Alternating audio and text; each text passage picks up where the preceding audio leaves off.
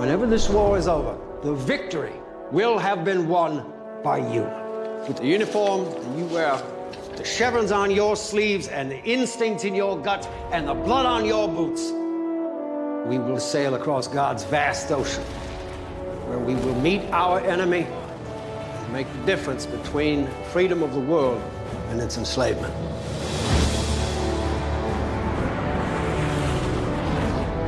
We fought bravely for your country. We found in one another a bond that exists only in combat. Every man that's wounded, every man I lose, I have to believe that it's all worthwhile because our cause is just.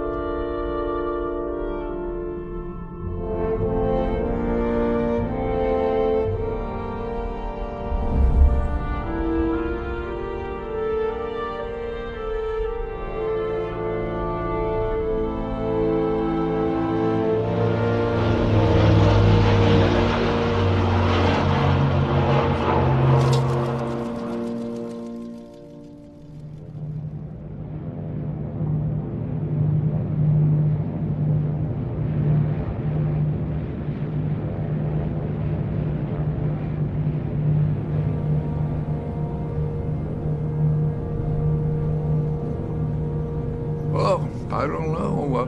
The odds were all against you. It was more or less like being in death row in a penitentiary waiting on your turn and you knew it was coming. You fly a real tough mission, and you're so glad to get back, and everybody says, boy, we made it through that one, didn't we? And then next morning they come in, put the flashlight in your face. All right, boys, get up. You're going to be leaving. We're going to be flying in 2 hours. Now that's tough.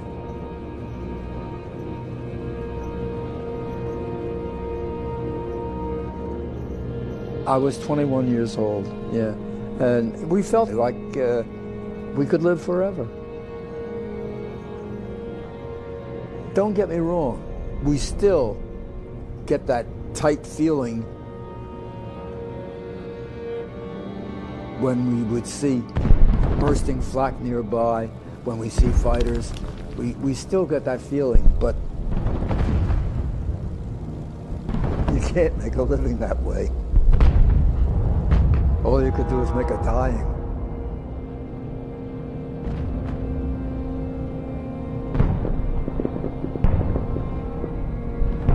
Anybody said they weren't afraid, they were full of crap. Because you were always afraid what was going to happen next, particularly in flak. You just waited for something to go off around you.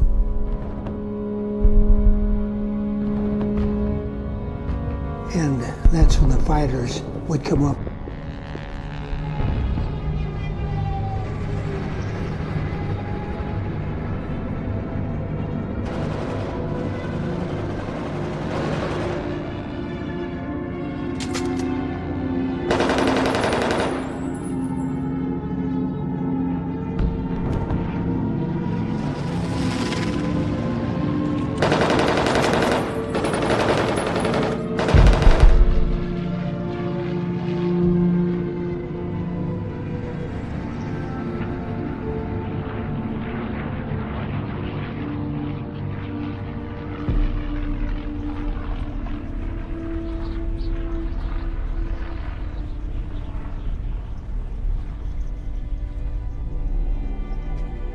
One of the men in our crew kept saying, I know I'm not going to make it, et cetera, et cetera.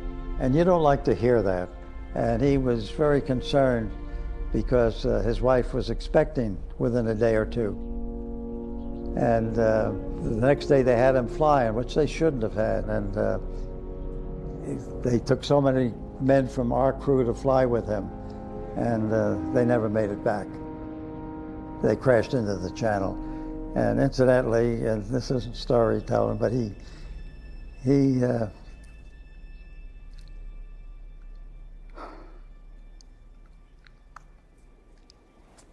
was killed the day his son was born.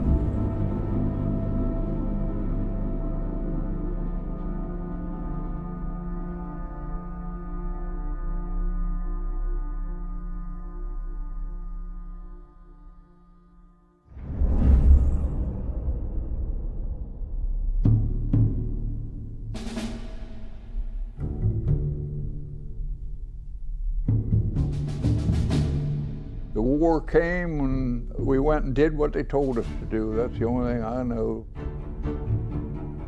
The Japanese ruined my youth because I was 20 years old or 19 years old. And everything was wonderful, and the Japanese, in one fell swoop, ended all that. and it lasted 4 years. Well, I can see why they get young fellas to fly to war, or ground, or submarines, and so forth. When you're younger, you feel you can do anything. I think when you get older, you get smarter.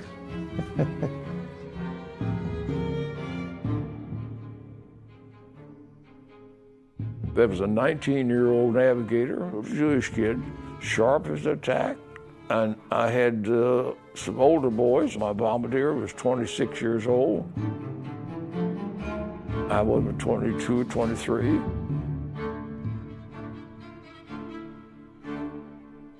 Oldest man we had in the crew was a Pennsylvania Dutchman, 32 years old. We called him Pappy. 32 years old. Our navigator was 26, and everybody else was anywhere from 22, 23.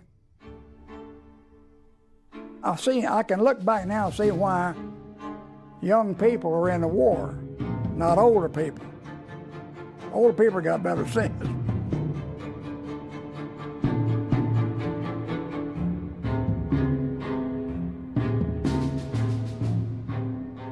Sometimes they say the older you get, the more wiser you get. There weren't too many, I don't think, too much younger than me. I flew every one of my missions at 19. The old man on our crew was our waist gunner. He was 25.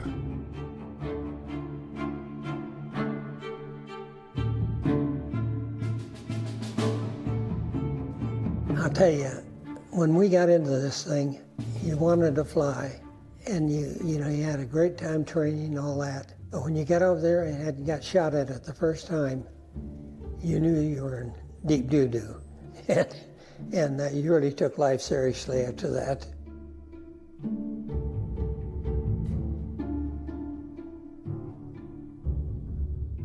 They said we was going to fly 30 missions.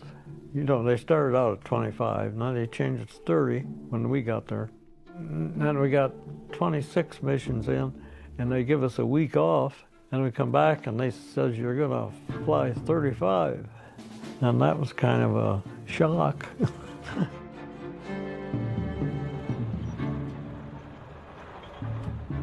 Well, it seemed like I was flying all the time.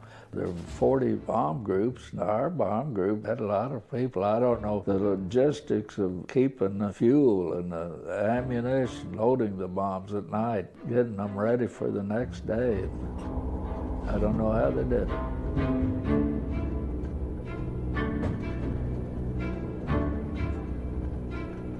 When you're in a position like that, there's no tomorrow.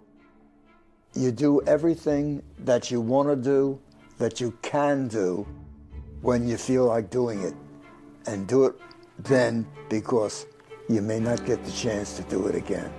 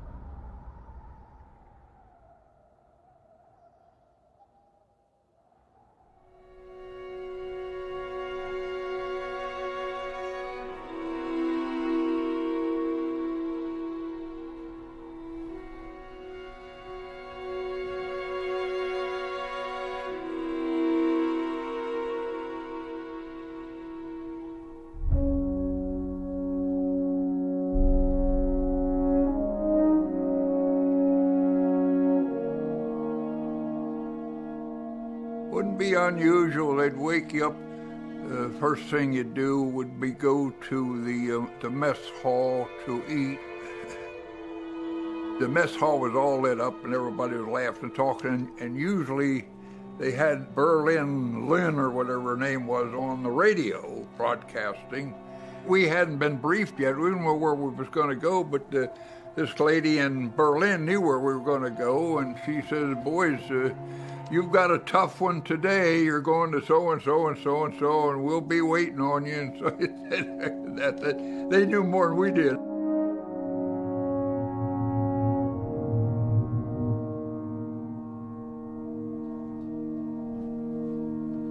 Now, in the Air Force, when we went to the kitchen for breakfast and we were getting, say, eggs, we get powdered eggs. That's what they had. Once in a while, we would get fresh eggs. You could get 2 over easy, and this was a treat. But we knew after a while that when you got fresh eggs, it meant you were going to have a real tough mission. So they gave you fresh eggs. That's the story. We don't want fresh eggs, but we want fresh eggs.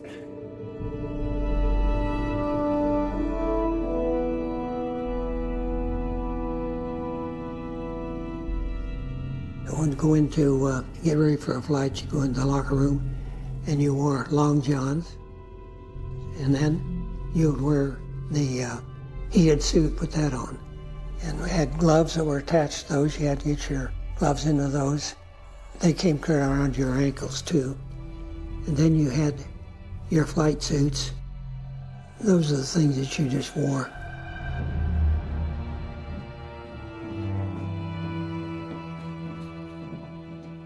And you'd load back on a truck and they'd take you to the area where the debriefing rooms were. All the crews and everything would be sitting there waiting, and they had a sheet over the wall. They'd pull a sheet back and say, our target today is Germany. The weather looks pretty good as near as we can tell.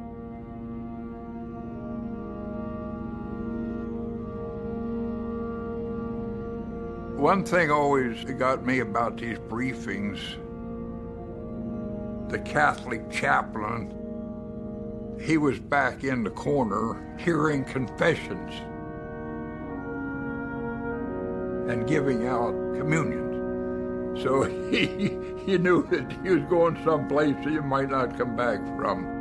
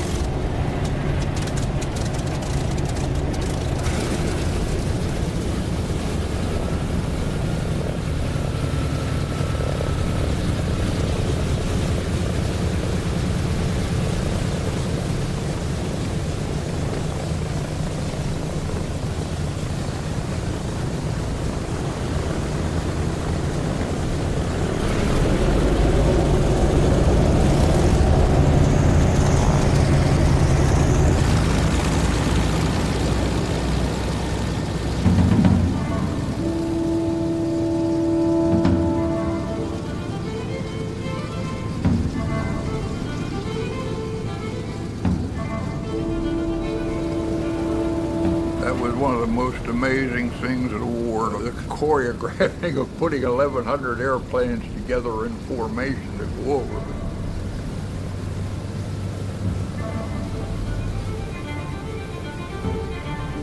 We'd all line up on the perimeter strip that come around to the end of the runway. And the lead ship would taxi around and line up. And when they fired the flare to take off, that lead ship went down the runway. The next man pulled right up behind him. 30 seconds, he moved. 30 seconds, the third man moved. Every 30 seconds, the plane was going down that runway. That lead plane never got off the ground before that second plane was already running.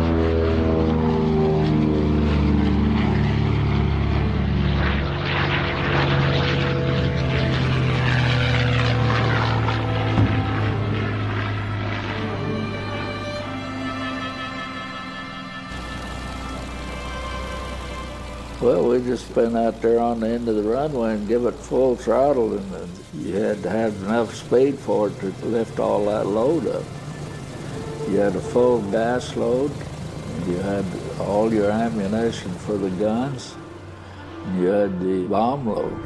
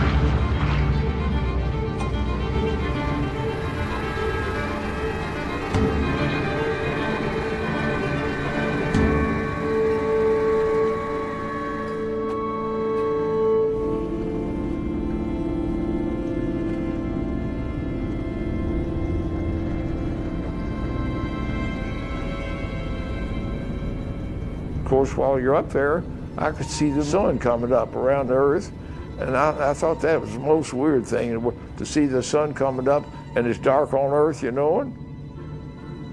But you realize what was happening to you, and then next thing you know, the sun come up, and you see all these airplanes circling, straining, so to speak, to get up to the altitude with a heavy load of bombs.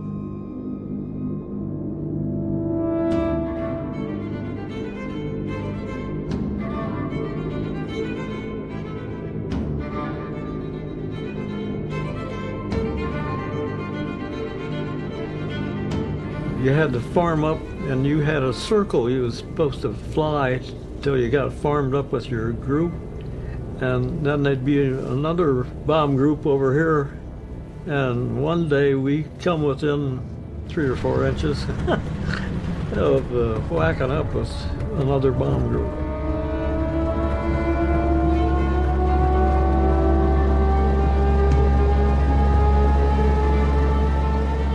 Well, on some of them, with the young pilots had come in as replacements. If I was first man to take off, we'd be up in the air and say 200 or 300 feet climbing. All of a sudden, boom. See a bright flash, a red flash, and stuff coming down. You knew darn well it was in mid-air collision. And those were scary times as far as getting up. 2 B-17s. One came down right on top of the other. They all went to their death. That's when I started smoking, by the way.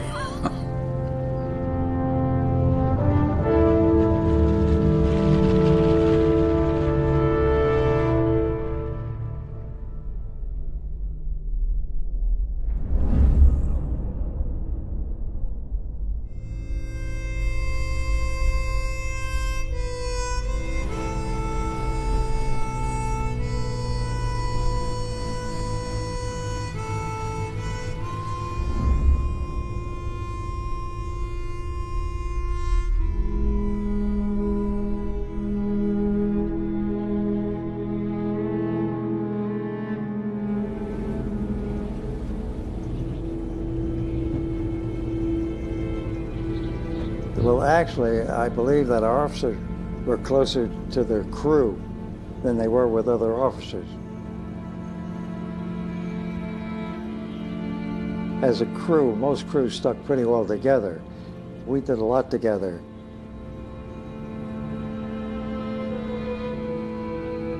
I don't think we would have appreciated one new man join us. We knew what each man was capable of doing. Each man did his job good, and no one complained. We were family in the air. You absolutely had to be. We all had our duties. We just wanted to stay together. And we flew 25 missions as a crew, all of us together.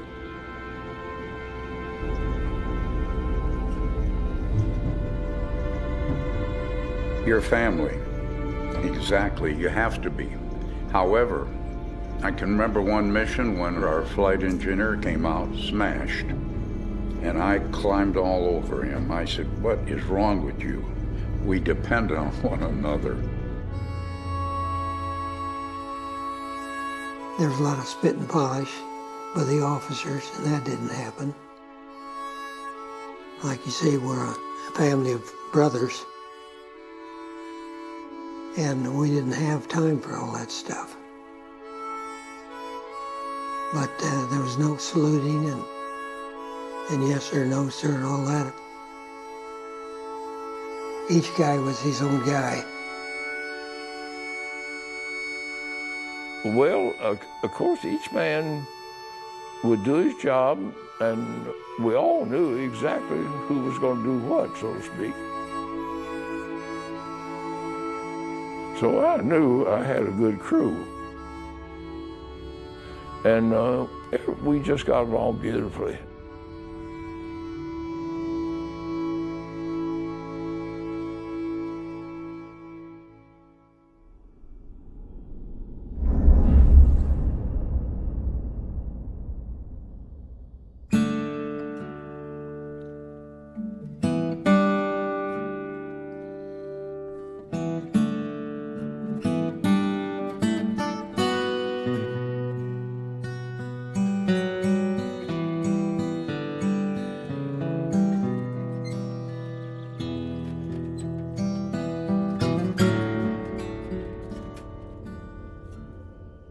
We had a crew chief that took care of that plane after we got it back off a mission.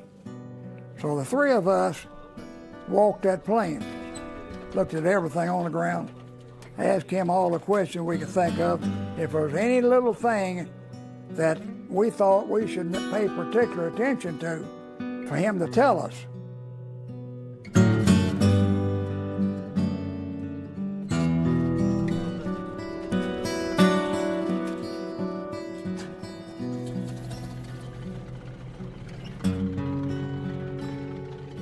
You never flew the same plane all the time. It's just like your car having an ouchie and you take it into Firestone or somewhere to get fixed. They'd work overnight, all night long, trying to patch planes.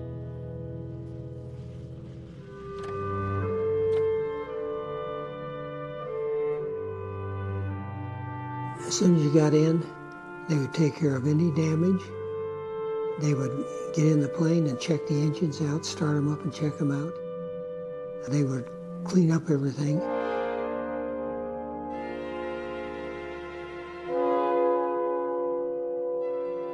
Tremendous workers. They were so good. We came back in B-17s with 2 engines, with the tail, the fin shot up and busted away, with all kinds of holes in the plane. And in 2 days, that plane was flying missions again.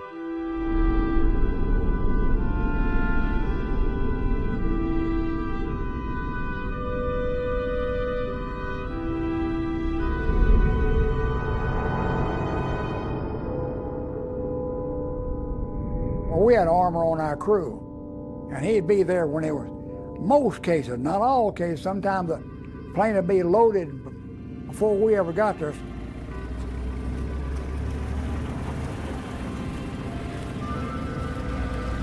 The armor gunners took care of all of that. They bring them out on big carriers, and it was a dangerous job.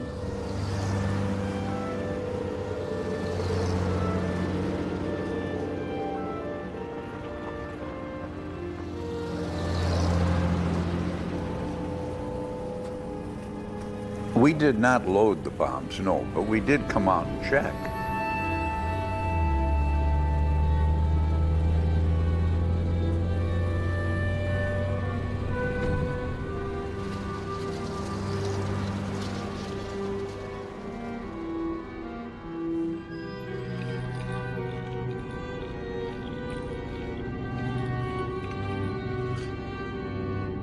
They were fused, and they had fusing wires stuck through the propeller.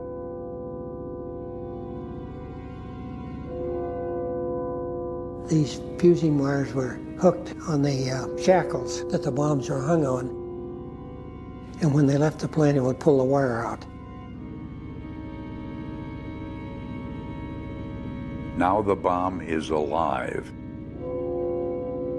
If you've seen movies and you hear bombs going down, that's this fuse spinning out.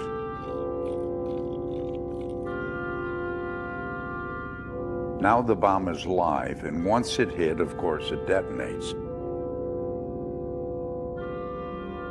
We had 2 missions where I had to go back into bomb bay and put the cotter pins back in, and that is a little hairy. Why? Because when you landed, if you didn't, the bombs were armed, and if you had trouble, of course, you'd detonate.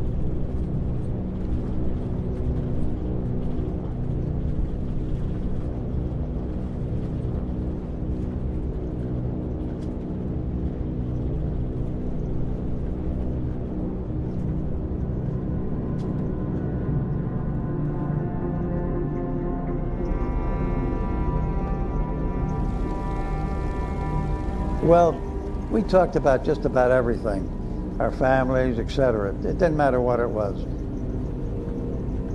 We kept pretty much of a running conversation between everybody. It made the mission go a little easier.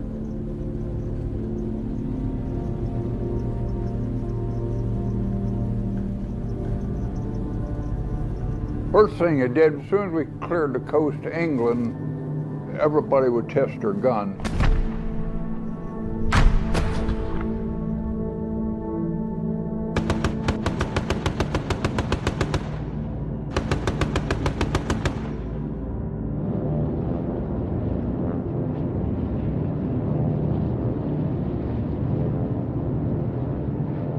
Well, of course, I can only speak for myself, but when you're in hostile territory, and I was in the top turret, so all of my vision was 360, 90 degrees this way, you know.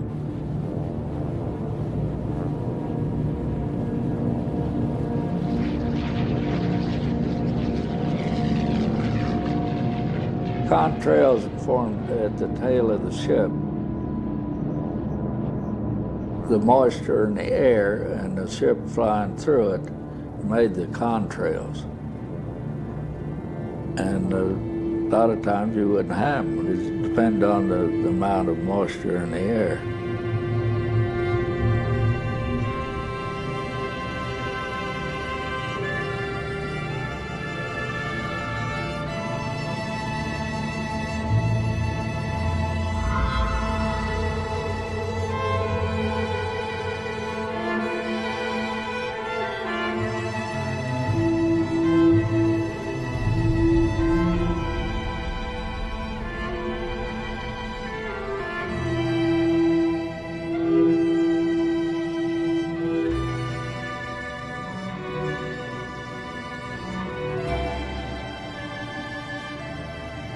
Couldn't see a prettier sight than that. Kind of spellbound, you know, spellbound. A beautiful sight.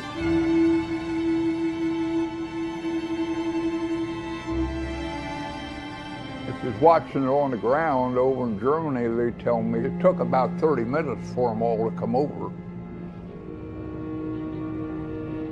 They said on a clear day that the Germans could see us coming 50 miles out from the contrails. And unfortunately, when that happened, that wasn't too good because they were ready for us.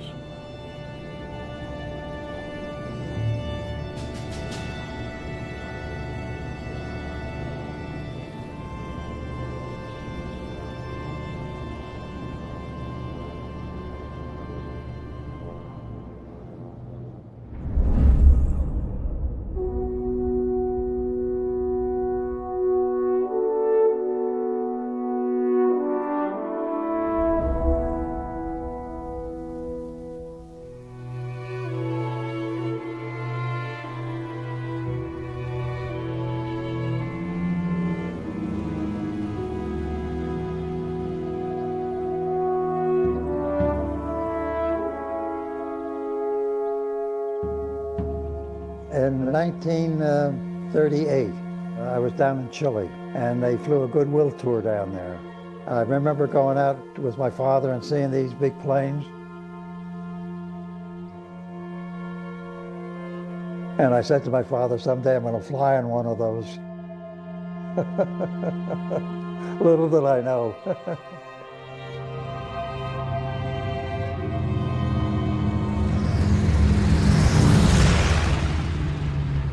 The B-17 was not only a beautiful ship, but it flew like a dream. It flew like a overgrown Piper Cub. It flew nice and smooth, beautiful. Took a lot of punishment. The greatest airplane ever built, as far as I'm concerned. They brought us back 35 times, sometimes in condition that you would never even think of trying to fly an airplane, any other airplane. That plane came back, and that plane brought us back. It was a marriage, I'll tell you.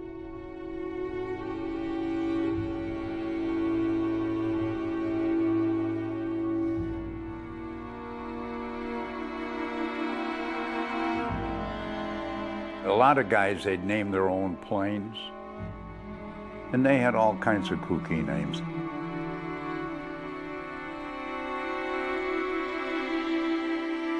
The original crews had a lot of good painters, and they had a lot of planes that were decorated and had logos on them and so on.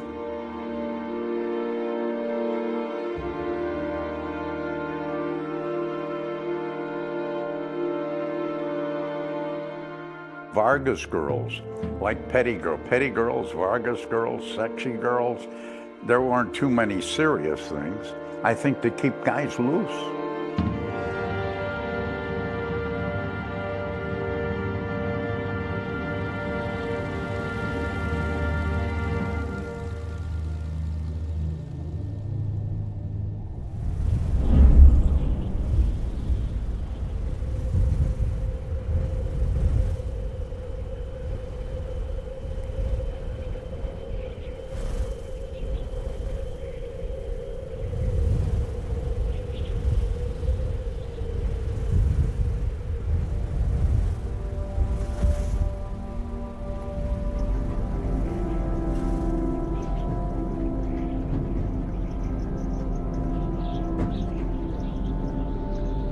Well, on a warm day, it would be 20 below.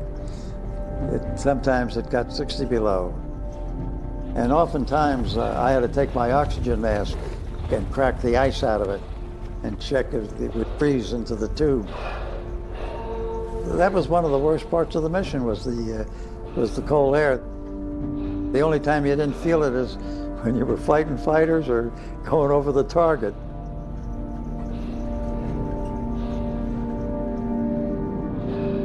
Oh, at 30,000 feet, I think the temperature drops 2 degrees every 1,000. It'd be about 40 below at that altitude.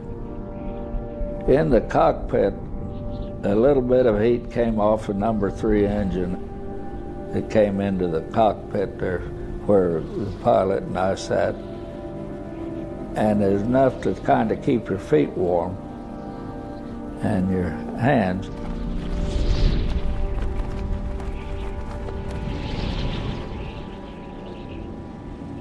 Our ball turret gunner had a gun problem. His gun jammed, and he took his gloves off to work on it. And both his hands got frostbitten, and he didn't fly with us for a month till his hands healed up.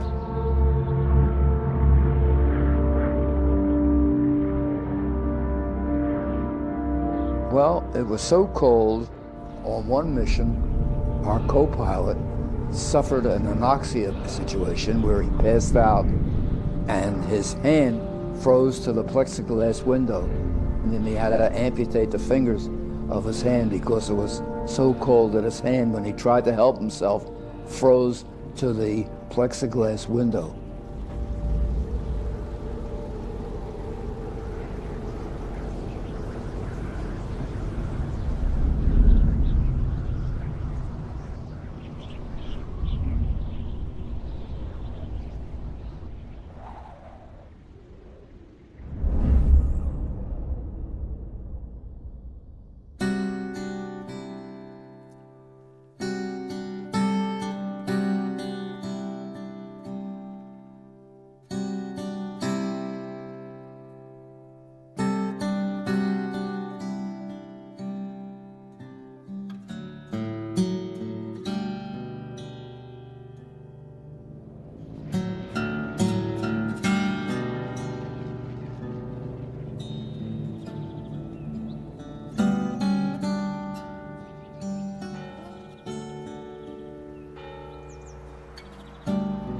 Well, the British treated us very nice, in some cases royally.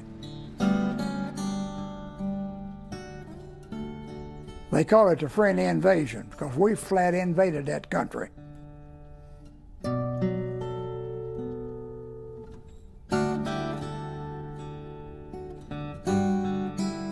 England is a small country, and we had it absolutely covered up with American soldiers. And they tolerated us.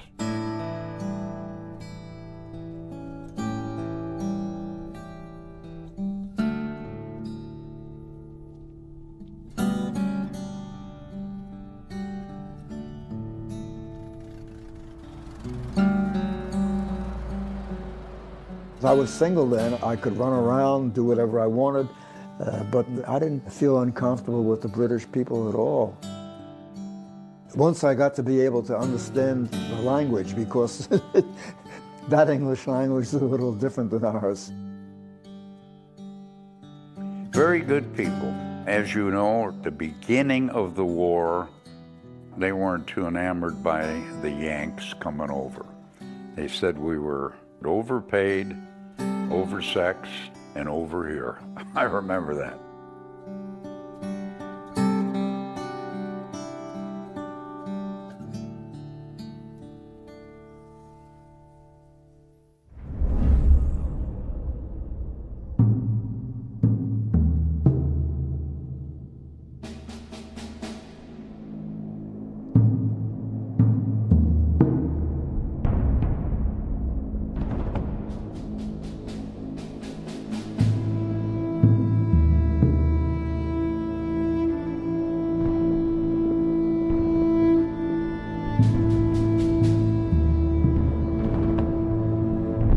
Flak is German 88mm cannon shells. Flak was responsible for more planes being shot down than enemy fighters.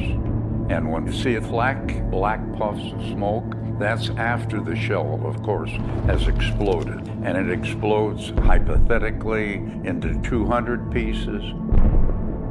And it's powerful.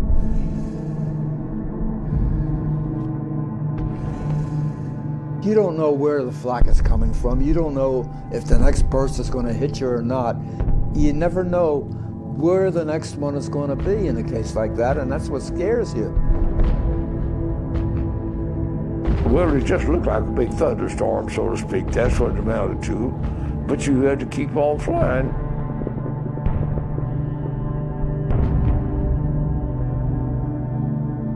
God was on your side when you didn't get hit.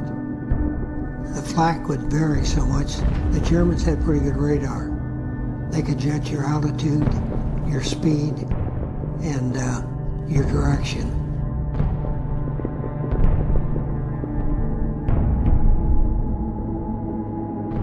I think the worst that I ever had over Kassel, Germany, I'll never forget that one. It blew my windshield out and coming to my face at 160 miles an hour.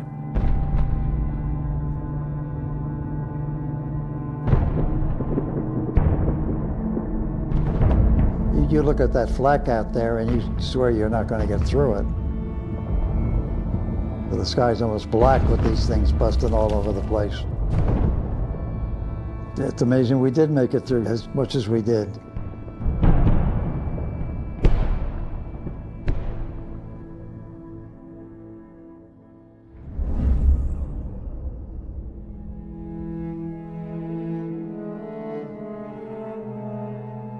Well, we had a dog, and it looked more like a pig than a dog, but it was our mascot.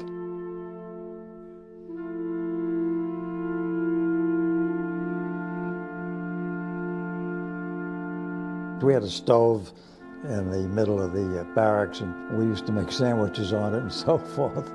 If the dog was around, we'd feed him whatever we had left over. He hung around the barracks until we got back. I don't know if he had a name or not. It was a faithful little dog, but it had a real wide nose.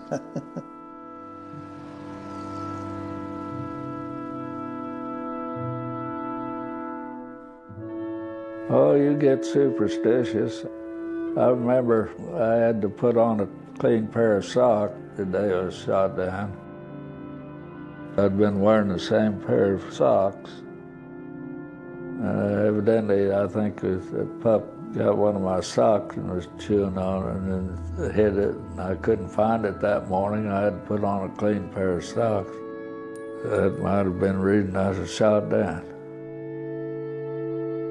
You would have believed this or not, but somewheres around the 10th or 12th mission, I got to a point, and I know some of the other fellows reached the same thing, that they were feeling blasé.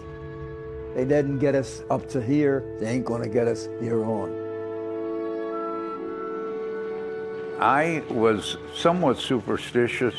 I always felt God would bring me home, and I mean that sincerely. However, I wasn't sure if it would be in one piece.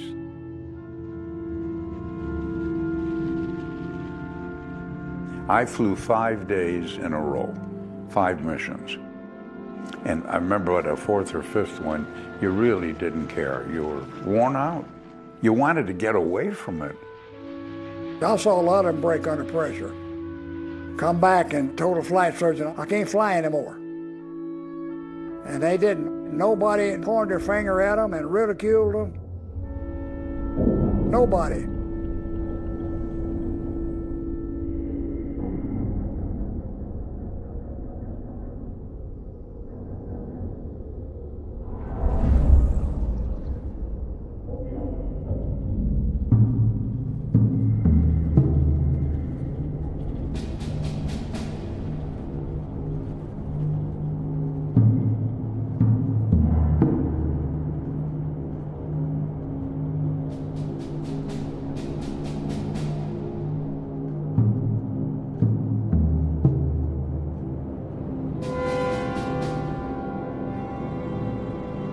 Yes, the bomb run.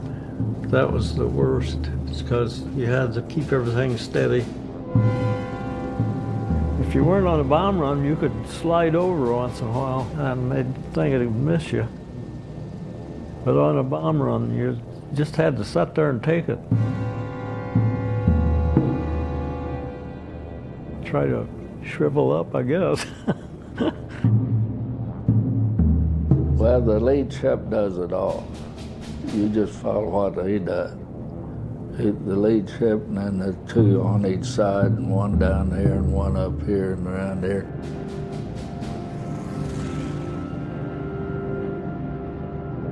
I was flying right above the leader, and when you're watching him and you see the bomb doors open, then you open too. And then you wait for him to drop bombs, and when he drops bombs, then you drop.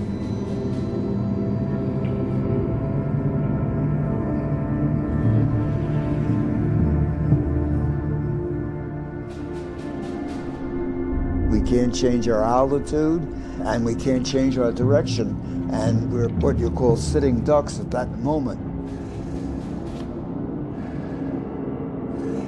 It was rough, because any minute you were going to get hit.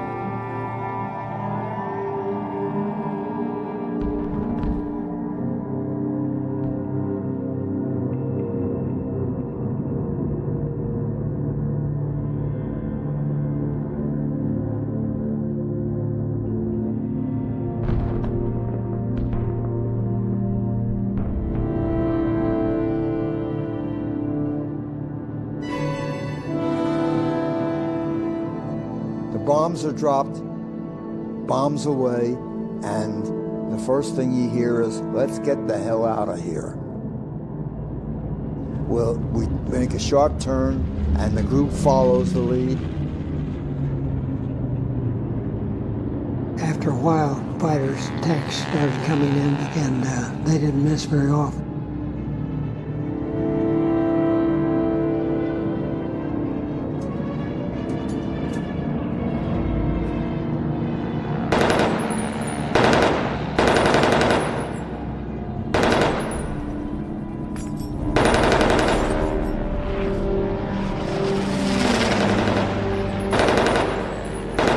They'd be out 20, 30 miles, and they'd come right straight at your level.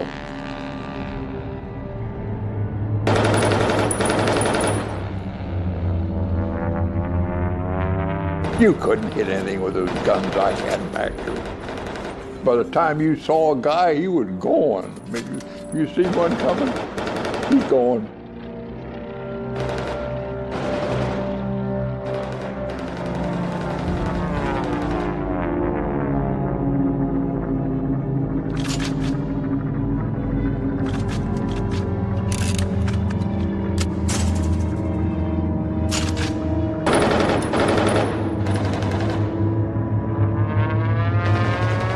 You don't have much time to shoot at them. If you get off a burst or two, you're lucky.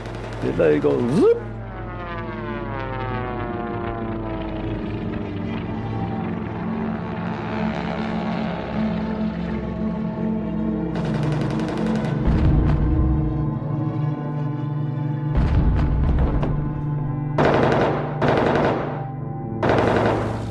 He'll drop off, he'll slide down, and then he'll line up on you. And then he'll peel off.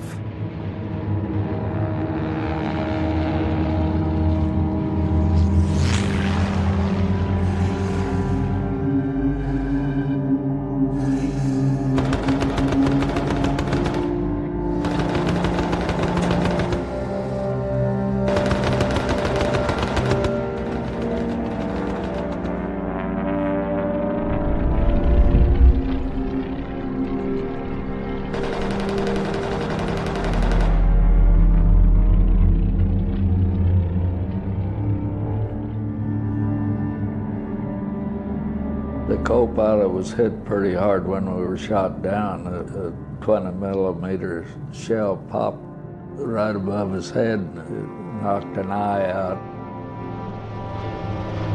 So it was high noon, and ME-109 was back there blasting at us. And I heard the co-pilot, he said, "Jesus Christ, number 4's on fire. Get out." When that thing is spinning and heading down, you're glued to your seat. You couldn't move if you wanted to.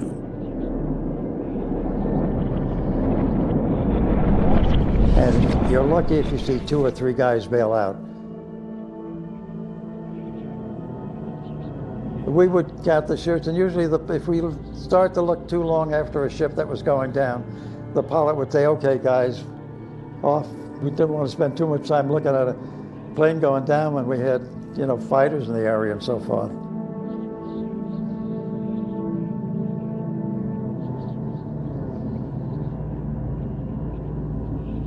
The gunners and the others that were watching all the time would tell you, "Boy, I don't think anybody got out of that one. Nobody got out." And then sometimes you'd see chutes coming out of them before they blew up or anything.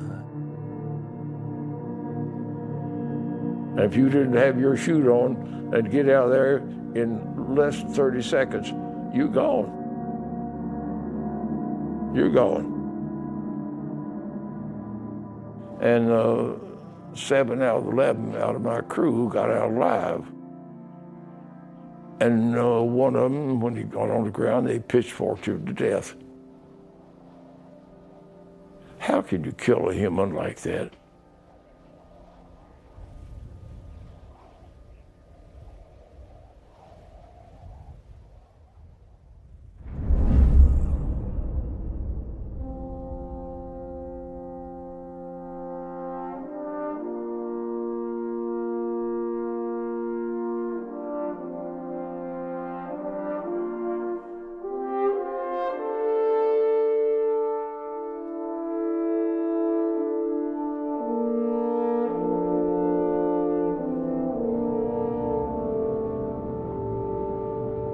As we approach the field, we set off flares. Red flares means you have wounded aboard. Everybody else gets out of the way and the wounded comes in first.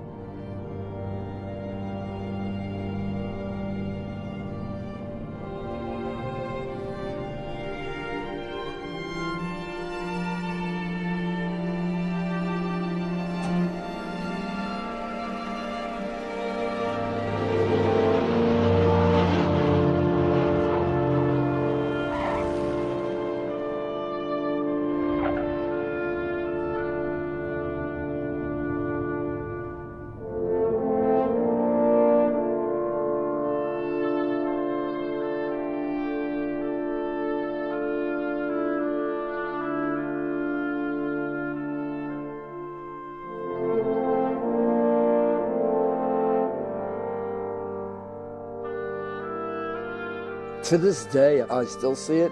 When I think of it, I choke up. I can't help it. They were friends of mine. They were good friends. And it hurt so bad. Especially, we all felt like, what a waste. With the job we had, the chance of dying was at least 50%. 50% chance of living, 50% chance of dying. A guy said, "Your name's on it." Well, maybe it was. But it was scary. And I get very irritated when I hear some of these guys say, "I wasn't scared one bit." They're full of prunes.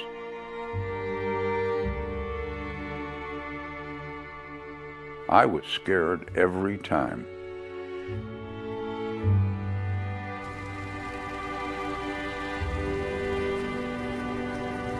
I went out to a ship one time when they were taking a young fella off. And I thought I could help them. The guy that were pulling out of the ship, he was calling for his mother.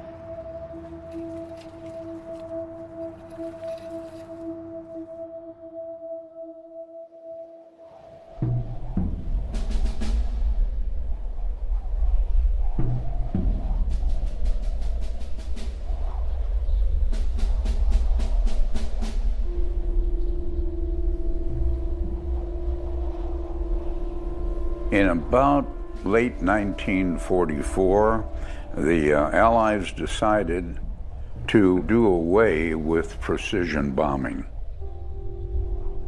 We went to pattern bombing. Unfortunately, killed a lot of people, but brought the war to a close about a year sooner.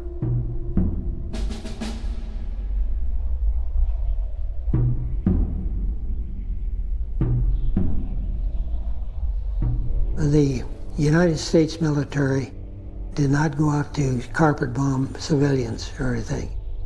They went out to bomb factories, rail yards, refineries, and places that had something to do with the war. I don't think that I felt bad about that at all. That's what we were supposed to do. But toward the end of the war, the Germans would not give up.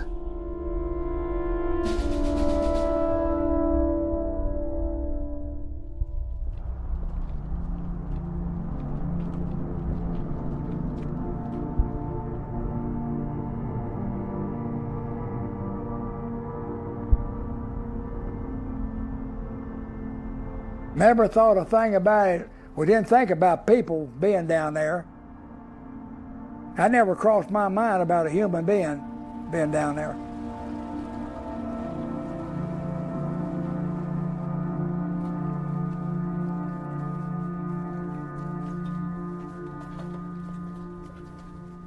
Never gave it a thought. They just Germans, you know, and I never gave it a thought.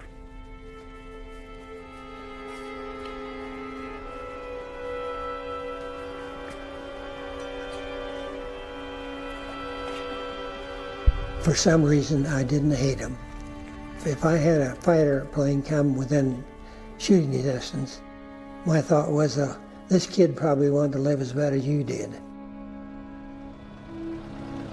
I really didn't have any hate for him. I'm just scared of him.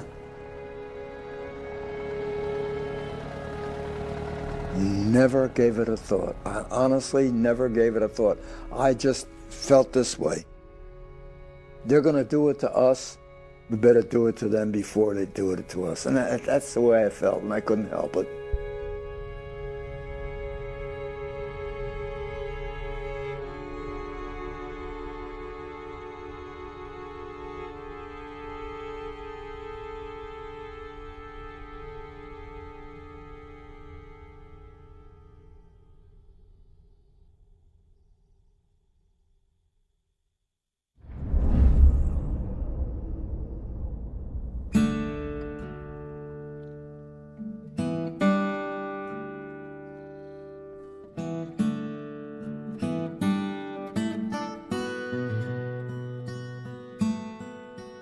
Bring any thoughts seeing that? Oh, wow, I drifted off into several thoughts. Most of them, you know, were bad thoughts when you're looking at a mission. I see what took place on that mission, and your mind drifts back to those times, you know.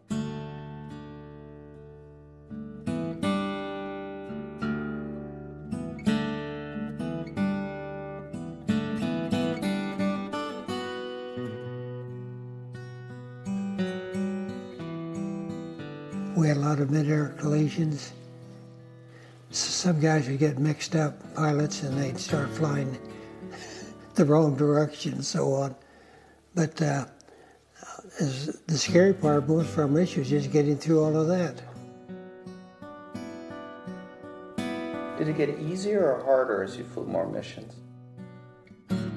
I just, like I say, I was scared to death, but those were not good days.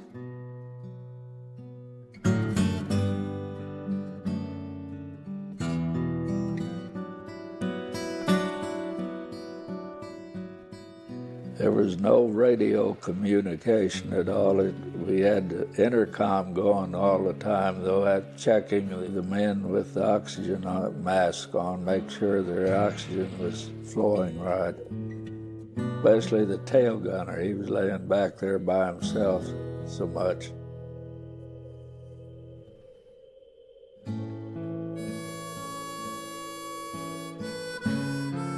You get very close to the men and everything.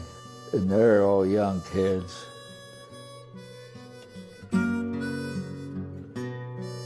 They're all dead now, I'm sure.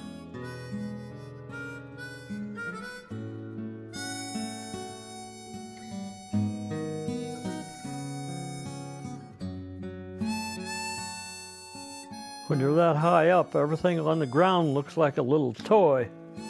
If you see a truck or something, it really looks small.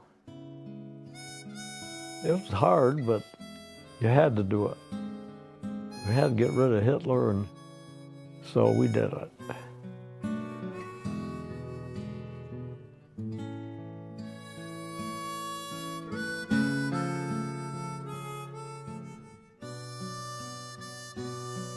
You guys know that some bombs went through the wings of B-17s? I always wondered how in the world they were out of position in the formation. God's been good to me. First of all, he's given me 70 years with that lady over there, and we have a wonderful family. We had 6 kids. And we have 20 grandkids, 22 great-grandkids. So we've been a very blessed family. I didn't say I want them all at the house at once.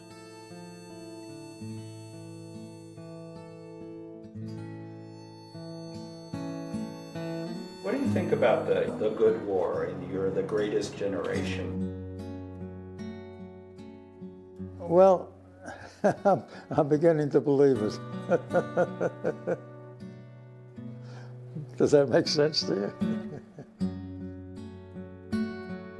I know you kind of grew up 10 years when you went into that thing. And when I came back home, I didn't feel like the same man anymore.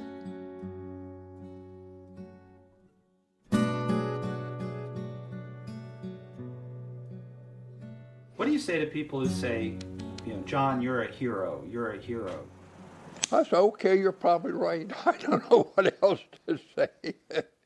I wasn't one of them heroes that the guys that finished their tour and sign up for another one. I wasn't them kind of heroes. I want it clearly known, I do not profess myself to be a hero. I was a pilot. The heroes are buried in England, Germany, and France. The boys didn't me. They're the heroes. I was just a normal pilot.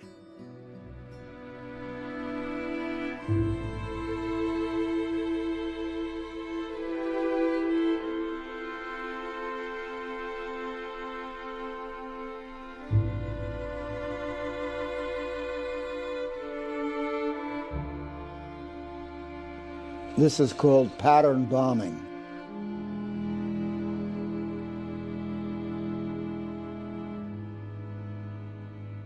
No offense, but you guys aren't getting any younger. And why do you think it's important that people know what you guys did?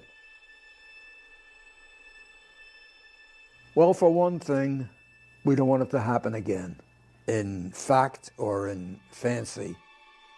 We just don't want it to happen again. For my grandson, my granddaughters and their husbands, I don't want to see them have to face what we did.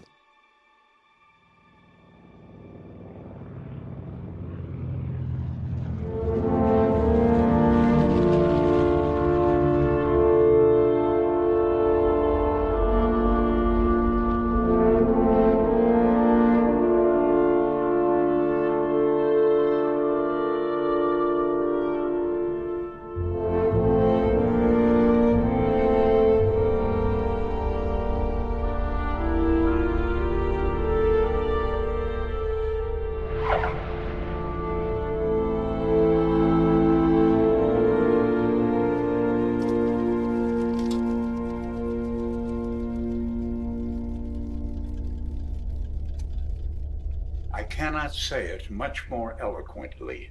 It was a hazardous profession. Okay, up at altitude, and of course bombs away and all, and you got this on. I think fear more than anything. You'd perspire and sweat. You got this on? Ice it for them. And you take a deep breath and break the ice out of the oxygen mask and then put it back on. This is Bud trying to get down on the floor. This is the Mae West. Remember I told you about the oxygen? I mean the CO2 cylinder? This is it. There it is, CO2 cylinder. This was before underarm deodorant, hairspray. I think this was the birth of aerosol containers. And if guys bailed out, they didn't want it totally inflated a couple 100 feet up because if they hit the water, they could break their backs. So it wasn't that easy. I never did it. This is a throat mic. This is how I talk to Eric. And this plugged in.